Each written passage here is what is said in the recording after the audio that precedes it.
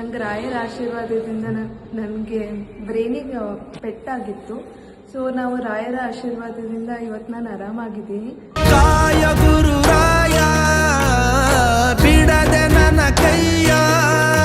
ರಾಯರ್ photo ಕೊಟ್ಟು 5 ವಾರ ಇಲ್ಲಿ ನಡ್ಕೋರಿ ಅಂತ ಹೇಳಿದ್ರಿ, ಬಟ್ 3 ವಾರಕ್ಕೆ ನಂಗೆ ನಡೆಯೋಕ್ಕಾಗ್ತಿದೆ. ಜೀವಕ್ಕೆ ಉಸಿರೆ ನೀನಯ್ಯ. ವೈದ್ಯ ವಿಜ್ಞಾನ ಎಷ್ಟೇ ಮುಂದುವರೆದಿದ್ರೂ, ತಂತ್ರಜ್ಞಾನ ಏನೇ ಬೆಳೆದಿದ್ರೂ, ಮನುಷ್ಯನ ತರ್ಕ ಮತ್ತು ಅರಿವಿಗೆ ಸಿಗದ ವಿಸ್ಮಯಕಾರಿ ಶಕ್ತಿಯೊಂದು ಈ ಜಗತ್ತನ್ನ ನಡೆಸ್ತಾ ಇದೆಯಾ. ಆಧುನಿಕ ವೈದ್ಯ ಲೋಕವೇ ಕೈಚೆಲ್ಲಿ ನಿಂತಾಗ ಭಕ್ತಿ ಮತ್ತು ನಂಬಿಕೆ ಜಗತ್ತೇ ಬೆರಗಾಗುವ ಪವಾಡವನ್ನ ಸೃಷ್ಟಿ ಮಾಡಬಲ್ಲದ. ಹೌದು, ಹಾವೇರಿ ಜಿಲ್ಲೆಯಲ್ಲಿ ಅಂಥದ್ದೇ ಒಂದು ಅಪರೂಪದ ಘಟನೆ ಬೆಳಕಿಗೆ ಬಂದಿದೆ. ಸಾಕ್ಷಾತ್ ವೈದ್ಯಕೀಯ ಶಿಕ್ಷಣ ಪಡಿತಾ ಇದ್ದ MBBS ವಿದ್ಯಾರ್ಥಿನಿಯೊಬ್ಬಳು ಅಪರೂಪದ ಕಾಯಿಲೆಯಿಂದ ಸಾವಿನ ದವಟಿಗೆ ಜಾರಿದ್ಲು. ಲಕ್ಷಾಂತರ ರೂಪಾಯಿ ವೆಚ್ಚ ಮಾಡಿದ್ರೂ ಸಿಗದ ಚೇತರಿಕೆ ಕೊನೆಗೆ ಗುರು ರಾಯರ ಮಂತ್ರಾಕ್ಷತೆ ಮತ್ತು ಅನುಗ್ರಹದಿಂದ ಸಿಕ್ಕಿದೆ. ಅಷ್ಟಕ್ಕೂ ಹಾವೇರಿಯಲ್ಲಿ ನಡೆದ ಆ ಅಪರೂಪದ ಪವಾಡ ಏನು? ವಿಜ್ಞಾನಕ್ಕೆ ಸವಾಲಾದ ಈ ಘಟನೆಯ ಸಂಪೂರ್ಣ ವರದಿ ಇಲ್ಲಿದೆ.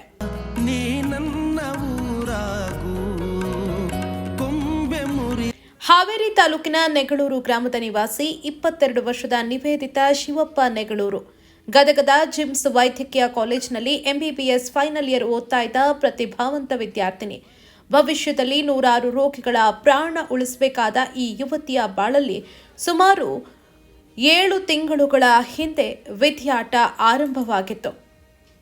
ಪದೇ ಪದೇ ಮೂರ್ಛೆ ಹೋಗುವ ಸಮಸ್ಯೆಯಿಂದ ಬಳಲ್ತಾ ಇದ್ದ ನಿವೇದಿತಾಗೆ ನೋಡ್ತಾ ಇದ್ದಂತೆ ಕೈಕಾಲುಗಳ ಸ್ವಾಧೀನವೇ ತಪ್ಪಿ ಹೋಯಿತು.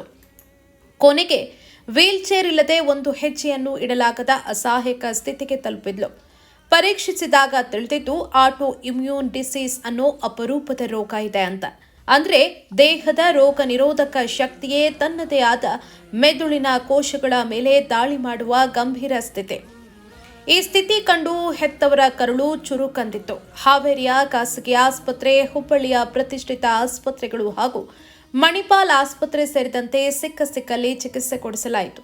5-6 ಲಕ್ಷ ರೂಪಾಯಿ ಹಣ ನೀರಿನಂತೆ ಖರ್ಚಾಯಿತು. ಆದರೆ ದಿನದಿಂದ ದಿನಕ್ಕೆ ನಿವೇದಿತಾಳ ಆರೋಗ್ಯ ಕ್ಷೀಣಿಸ್ತಾ ಇತ್ತೆ ವಿನಃ ಯಾವುದೇ ಚೇತರಿಕೆ ಕಾಣಲಿಲ್ಲ. ಒಂದು ಹಂತದಲ್ಲಿ ICUಗೆ ದಾಖಲಾದಾಗ ಮಗಳು ಬದುಕಿ ಉಳಿಯುವ ಭರವಸೆಯನ್ನೇ ಕುಟುಂಬಸ್ಥರು ಕಳ್ಕೊಂಡಿದ್ರು.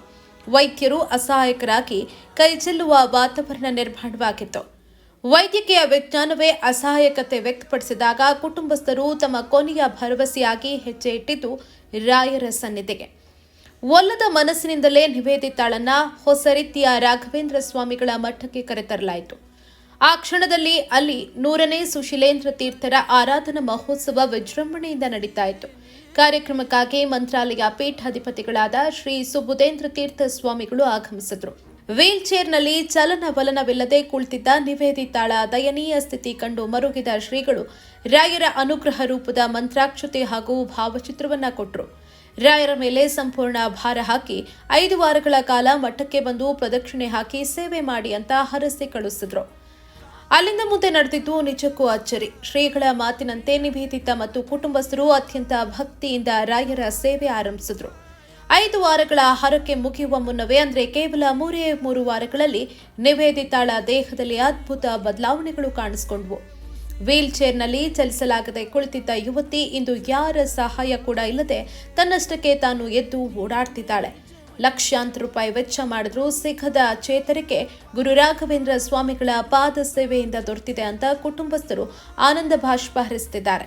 ಗುರುಗಳೇ, ನಂಗೆ ರಾಯರ ಆಶೀರ್ವಾದದಿಂದ ನನಗೆ ಬ್ರೈನಿಗೆ ಪೆಟ್ಟಾಗಿತ್ತು. ಸೊ ನಾವು ರಾಯರ ಆಶೀರ್ವಾದದಿಂದ ಇವತ್ತು ನಾನು ಆರಾಮಾಗಿದ್ದೀನಿ. ನೀವು ಹೊಸರಿತ್ತಿಗೆ ಬಂದಾಗ ನನಗೆ ಆಶೀರ್ವಾದ ಮಾಡಿ ನನಗೆ ರಾಯರ ಫೋಟೋ ಕೊಟ್ಟು 5 ವಾರ ಇಲ್ಲಿ ನಡ್ಕೋರಿ ಅಂತ ಹೇಳಿದ್ರಿ, ಬಟ್ 3 ವಾರಕ್ಕೆ ನಂಗೆ ನಡೆಯೋಕ್ಕಾಗ್ತಿದೆ. ಸೊ ನಿಮ್ಮ ಆಶೀರ್ವಾದ, ರಾಯರ ಆಶೀರ್ವಾದದಿಂದ ನನಗೆಲ್ಲ ಒಳ್ಳೆಯದಾಗಲಿ ಅಂತ ಹರಿಸ್ರಿ ಗುರುಗಳೇ. ವಿಷಯ ತಿಳಿದ ಶ್ರೀ ಸುಬುಧೇಂದ್ರ ತೀರ್ಥ ಸ್ವಾಮೀಜಿಗಳು ಮಂತ್ರಾಲಯಕ್ಕೆ ಬನ್ನಿ ಅಂತ ಆಶೀರ್ವದಿಸಿದ್ದಾರೆ.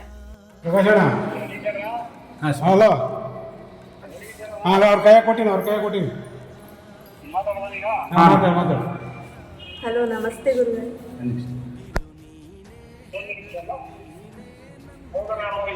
ಎಲ್ಲ ಎಲ್ಲರಿಗೂ ಶುಭವಾಗಲಿ. ರಾಯರ ಮಹಿಮೆ ಅಪಾರವಾದದ್ದು. ಅವರನ್ನು ನಂಬಿದ ಭಕ್ತರನ್ನ ರಾಯರ ಅನುಗ್ರಹ ಮಾಡ್ತಾರೆ.